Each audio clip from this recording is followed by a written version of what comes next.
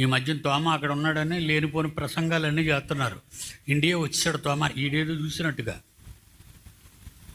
మొదటి శతాబ్దంలో ఉన్న తోమ ఇక్కడికి వచ్చేసాడట. ఎక్కడికి?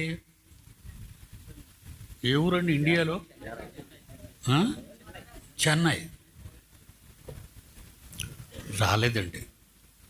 కానీ ఇక్కడ ఒక అబద్ధికుడు వచ్చేసి ఎక్కడికి వచ్చేసాడు తిమోతి అని. గోళ్ళు పెరుగుతున్నాయి, వేళ్ళు కదులుతున్నాయి. ఏంటండి ఇదంతా? ఈయన చూడడానికి తీర్థయాత్రలు ఏదో పండగలు చేసుకున్నట్టుగా ఆ తిమోతినైనా తోమా గారిని చూడడానికి వెళ్ళిపోతారండి అక్కడికి, చెన్నైకి.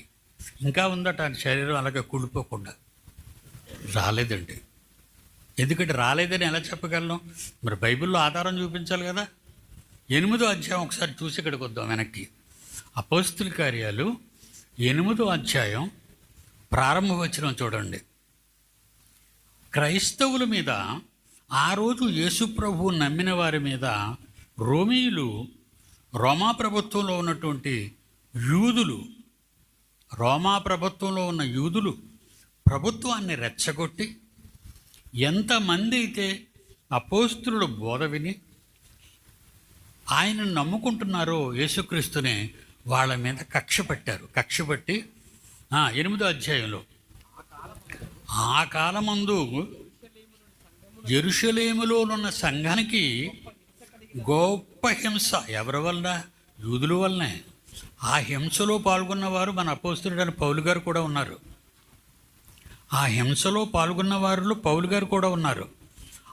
వాళ్ళు సంఘములో గొప్ప హింస పెట్టారట సంఘాన్ని. అది యెరూషలేములో ఉన్న సంఘాన్ని.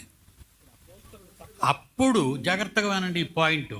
అపోస్తలులు తప్ప, అది గమనించాలంటే 12 మంది అపోస్తలులో ఎవ్వరూ వెళ్ళలేదు. ఎక్కడికి? చెదిరిపోలేదు. ఎక్కడికి? చదవండి తర్వాతది.